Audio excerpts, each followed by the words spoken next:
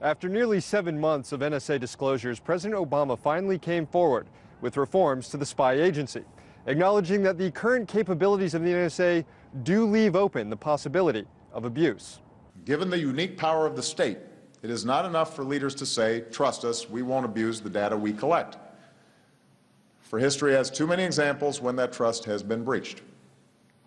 Our system of government is built on the premise that our liberty cannot depend on the good intentions of those in power. The president addressed the NSA's most controversial program, Section 215 bulk telephone metadata collection. I believe critics are right to point out that without proper safeguards, this type of program could be used to yield more information about our private lives.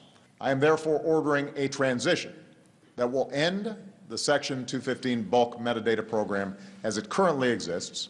Basically, the president no longer wants the government to be in control of these massive metadata databases.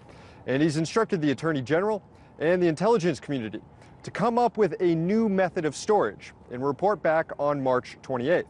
In the meantime, the president is making some changes to the program as it stands. First, the NSA will only be able to query those databases with prior FISA court approval. They used to be able to query them based on their own internal guidelines. Second, once in the databases, the NSA will be restricted to only taking 2 hops from a target instead of 3 hops.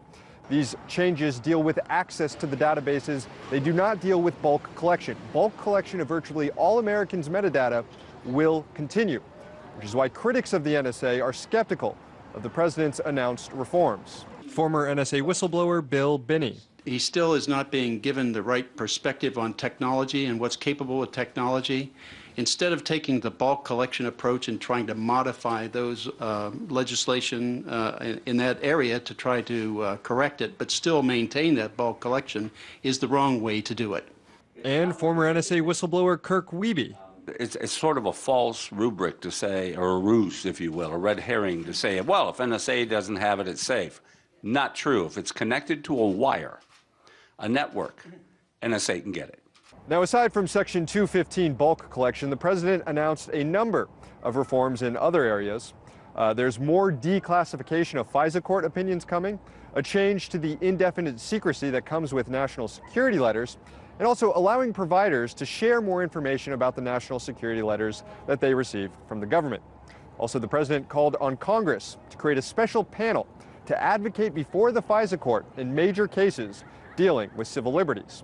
Now, regarding foreign intelligence, the president said he's willing to extend more privacy protections to U.S. citizens whose communications are incidentally swept up into bulk Section 702 surveillance.